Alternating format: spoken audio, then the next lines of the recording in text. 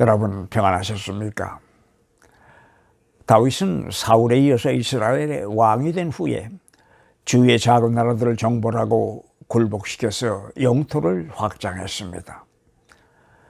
그는 또 예루살렘을 수도로 정하고 왕의 위엄을 높이기 위하여 그곳에 웅장한 궁전을 지었습니다. 그리고는 오랫동안 실로라고 하는 곳에 방치되다시피 했던 하나님의 언약궤도 예루살렘으로 옮겨다 놓았습니다. 그러던 하루는 궁전에서 내려다보니 그 하나님의 언약궤가 안치되어 있는 작은 천막이 눈에 들어왔습니다. 그 순간 그는 성전을 지어야 되겠다는 생각을 하게 됩니다. 그래서 선지자 나단을 불러서 자기의 생각을 말했습니다. 그랬더니 나단은 하나님이 왕과 함께 하시니 무슨 일을 하시든 계획하신 대로 하라고 조언을 했습니다. 그런데 그날 밤 하나님이 나단에게 나타나셔서 그를 책망하셨습니다. 너는 오늘 다윗이 성전에 대한 자기의 생각을 말할 때 내게는 물어보지도 않고 내 멋대로 하던구나. 내가 언제부터 그렇게 정치적이 되었단 말이냐. 하나님의 말씀은 이런 것이었습니다. 그래서 이튿날 일찍이 선지자 나단은 다윗을 찾아가서 하나님께서는 다윗이 성전 짓기를 허락하지 않으신다고 그 뜻을 전했습니다. 이것은 사무엘하 7장에 나오는 이야기입니다. 여기서 우리는 두 개의 중요한 질문을 하게 됩니다. 그 하나는 다윗이 성전을 지으려던 그의 속마음은 무엇이었는가 하는 것입니다. 그리고 두 번째 질문은 하나님은 다윗이 짓겠다는 성전을 왜 마다하셨는가 하는 것입니다. 첫 번째 질문과 관련해서 다윗은 정말로 하나님을 사랑하는 순수한 마음에서 성전을 지으려고 했던 것인가? 아니면 정치적인 이유에서였는가 하는 것입니다. 성전을 짓게 되면 그 지성소라고 부르는 제사장만 출입할 수 있는 성스러운 곳이 있었는데 그곳에 바로 그 언약궤를 모셔두게 되어 있었습니다. 그리고 그 언약궤는 모세가 하나님으로부터 받았다는 십계명이 새겨진 두 개의 돌판과 아론의 쌍난 지팡이를 보관했다고 했는데 그 속에 무엇이 들어있든지 간에 이스라엘 사람들에게는 그 언약궤라고 하는 것은 하나님의 임재를 상징하는 것이었습니다. 그러므로 언약궤를 모신 성전은 하나님이 거기에 그들과 같이 계신다고 하는 상징이 되었고 결과적으로는 예루살렘을 다스리는 자가 하나님을 모시는 자가 되는 이치를 내세울 수 있는 것이었습니다. 다윗이 썼다는 시편을 보아도 다윗은 성전을 하나님의 집으로 묘사하고 있습니다. 만약에 다윗이 그런 생각을 했었다면 그는 당연히 자기가 사는 궁전보다는 성전을 먼저 지었어야 했습니다. 그러나 그는 궁전을 먼저 지었습니다. 어쩌면 그래서 하나님 앞에 죄송스러운 생각이 들어서 성전을 지으려고 했는지도 모르겠습니다. 아니면 성전의 큰 공사를 마친 다음에 자기가 성전을 지었다고 뻐겨보고 싶은 생각에서 성전을 지으려고 하지 않았는가 하는 생각도 해볼 수가 있습니다. 오래전에 인터넷이 없을 때 나는 한국에서 오는 비디오를 가끔 빌려다 보았습니다. 그것은 변하는 한국을 계속해서 배워보겠다는 생각 때문이었습니다.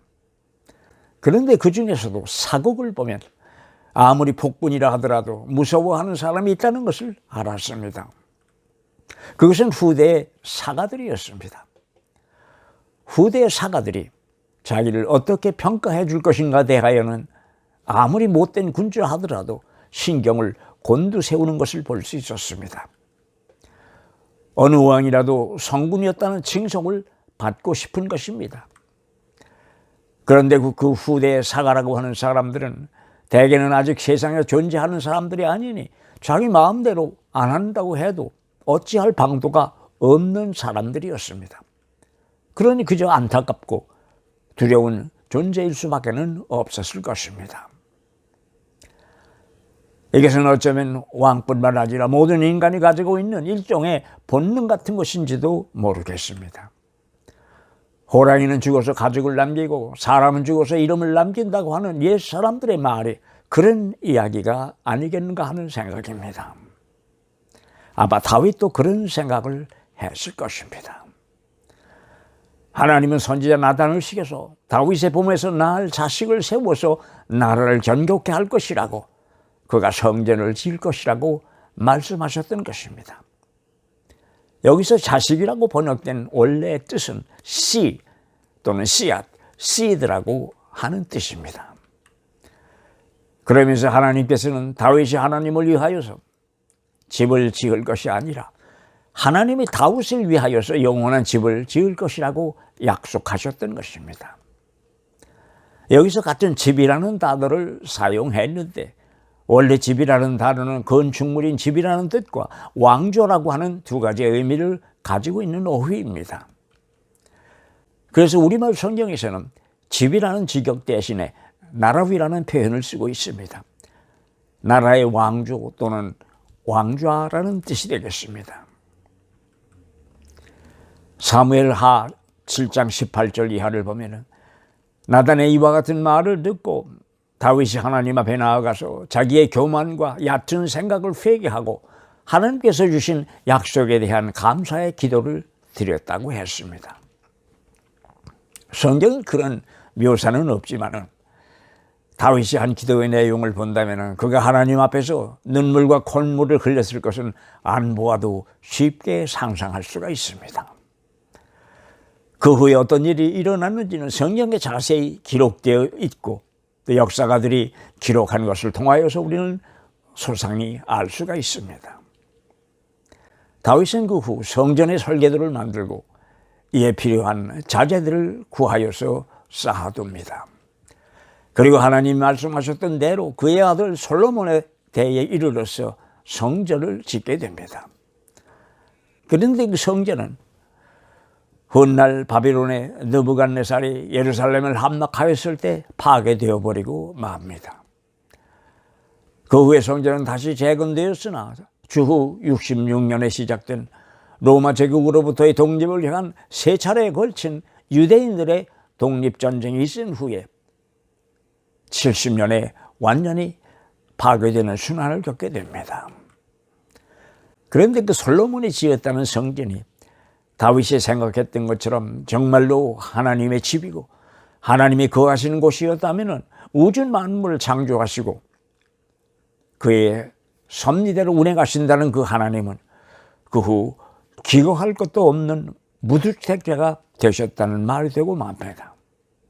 이것은 세상 먹은 어린아이가 들어도 말이 안 되는 이야기입니다. 다윗도 처음에는 그런 생각을 했습니다.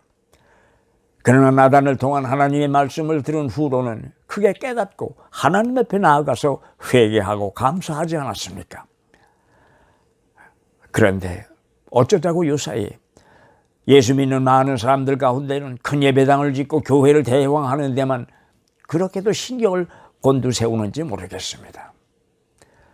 불행하게도 근자에 와서 많은 사람들이 예배당과 교회를 혼동하는 것을 보게 됩니다. 어쩌면 교회 지도자들이라고 하는 분들이 교인들을 은연중에 그런 방향으로 몰고 가는지도 모르겠다는 생각이 듭니다. 교회는 믿는 사람들의 모임입니다. 그렇기 때문에 예배당이 없는 교회도 있을 수 있는 것이 아닙니까? 예배당이 하나님에게 예배드리는 곳이기 때문에 교회 건물이 신성한 곳이라는 생각에는 의문의 여지가 없습니다. 그러나 교회가 하나님이 사시는 곳은 아니라는 것입니다. 더구나 교회가 하나님을 가두어 둘 수 있는 그런 것도 아니라는 것입니다. 자기의 사시는 거처가 사람들에 의하여 망가졌는데도 어찌할 방도가 없는 그런 분이 우리가 믿는 하나님이라면 다시 한번 생각해 보아야 할 일이 아니겠습니까? 그런데 이 다윗과 성전의 이야기를 읽어가다 보면 또 한 가지 그냥 넘길 수 없는 중요한 사실이 있음을 보게 됩니다. 7장 17절에서 다윗의 나라를 영원히 견고케 하시겠다고 하나님께서는 다윗이 구하지도 않은 약속을 하셨는데 그 약속은 후에 어찌 되었는가 하는 것입니다. 지나온 이스라엘의 역사를 다시 거슬러 올라가 보면 분명 다윗의 왕조는 주전 587년 바빌론에 의하여 끝을 보게 됩니다. 그리고 이스라엘 민족은 그로부터 외국의 지배 밑에서 세계 곳곳에 흩어져 살게 되는데 이들을 우리는 디아스포라라고 부릅니다. 그리고 예수님 당시 헤롯이라는 사람이 왕이라고 불리우기는 했으나 그는 로마 제국의 허수아비였습니다. 그렇다면 하나님께서 다윗에게 약속하신 그 영원한 다윗의 왕조는 어디에 있느냐고 하는 것입니다. 하나님께서는 그의 아들을 세상에 보내시어 그 약속을 지키셨습니다. 그 아들이 세상에 살 때 사람들은 그를 예수라고 불렀습니다. 그는 다윗의 자손으로 다윗의 고향인 베들레헴에서 태어나셨던 것입니다. 그리고 신약의 복음서들이 예수가 다윗의 자손임을 강조하는 것도 바로 예수의 오심이 다윗에게 주셨던 하나님의 약속의 결과임을 말하려는 것입니다. 그렇다면 예수가 왕자로 태어난 것도 아니고 세자로 책봉받은 사실도 없으며 그가 왕이 된 일도 없는데 영원한 다윗 왕조의 약속은 어찌 되었는가 하는 것입니다. 예수께서는 하나님의 나라를 이 땅에 건설하기 위하여 보내심을 받은 분입니다. 그래서 그는 처음부터 하나님의 나라가 가까웠으니 회개하라고 외치셨던 겁니다.